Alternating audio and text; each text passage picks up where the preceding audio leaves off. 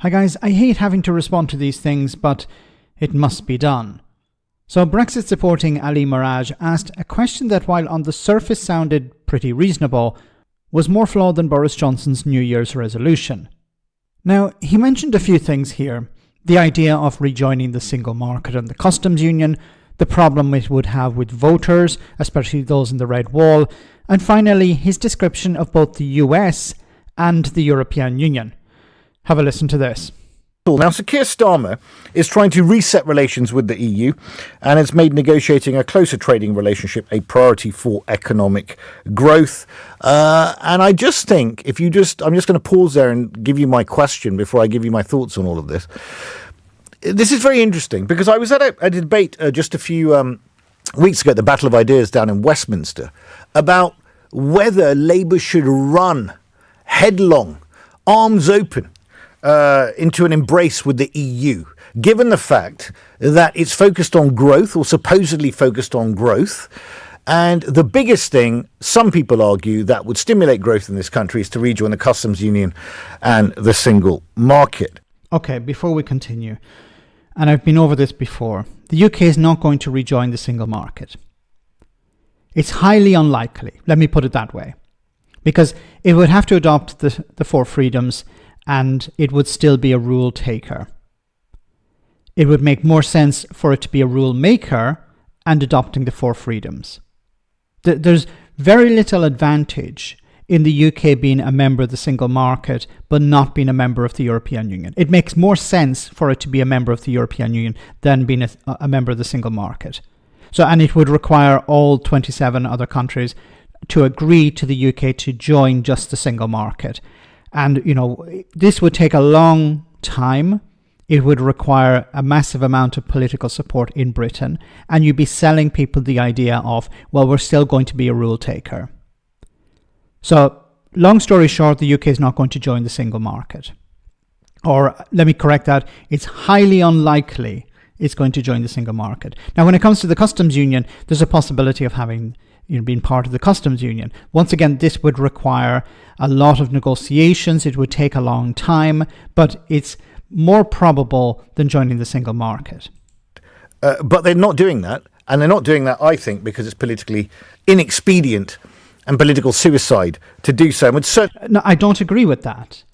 I think it's weakness. See, this argument could be made before the general election.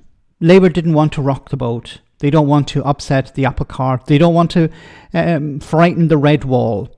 So they don't want to talk about rejoining the single market or the customs union, even though it's not going to really happen that way, or joining the European Union. They've shut that down completely. Now, as I said, that was somewhat understandable before the general election, but Keir Starmer has a massive majority now. There's no political reason for him not to consider, talk about rejoining the European Union. It would make economic sense. The UK would see growth. The UK's biggest market is the European Union. Its single biggest market is the United States. But a third of the trade that goes to the United States goes to Ireland. So it would make sense for the UK to rejoin the European Union and then the single market. But I honestly don't understand why Labour are running away from this. Do they honestly believe that they would lose support overnight by just talking about rejoining the European Union? Certainly turn off those voters in the Red Wall that came back to Labour. So my question is this. Should the UK turn towards the US free market or the socialist EU on trade? Okay. The socialist EU. So I've heard from people on the left who call the European Union a neoliberal model. And we're hearing from people on the right describing the European Union as socialist. Well, they can't be both right, but they can be both wrong. I'm not going to entertain that. Now, when it comes to the United States, he's talked here about free trade. What free trade? Donald Trump is talking about imposing sanctions and putting up tariffs against his importers.